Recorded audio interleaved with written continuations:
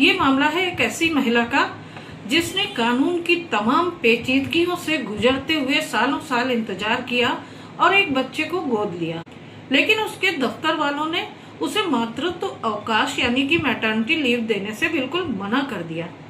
आज के इस मामले में ऑनरेबल सुप्रीम कोर्ट ने माँ की परिभाषा को ही बदल दिया।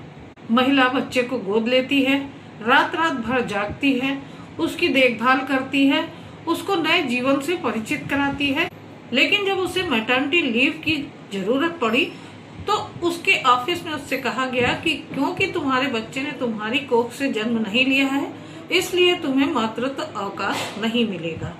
सोचिए कि बच्चा गोद लेने की प्रक्रिया ही कम से कम 2 से 3 महीने का समय लेती है। जब तक कि कागज पूरे नहीं होते तो इतना समय बीत जाता है और बच्चा 3 महीने का तो हो ही जाता है। फिर ये कानून किसके लिए है? सवाल ये उठता है कि क्या एक माँ वही होती है जिसने अपनी कोख से बच्चे को जन्म दिया हो? ऑनरेबल सुप्रीम कोर्ट का यहाँ पर कहना था कि नहीं।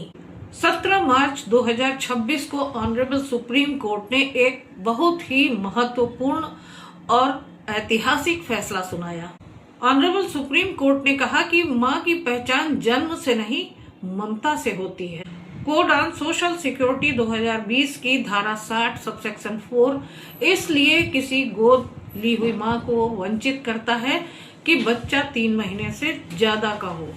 इसे असंवैधानिक घोषित करता है। लेकिन अब ऑनरेबल सुप्रीम कोर्ट के फैसले के अनुसार हर उस माँ को, चाहे उसने बच्चे को गोद लिया हो, 12 हफ्ते का मातृत्व अवकाश मिलेगा।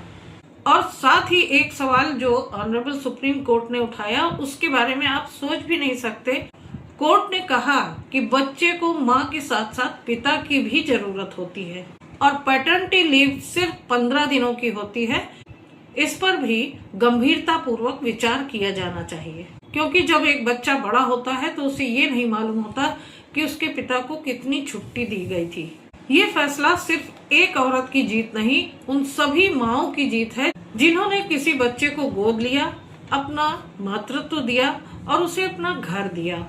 और साथ ही उन हजारों बच्चों की भी जीत है जो किसी कोख में न पल के किसी के दिल में पले।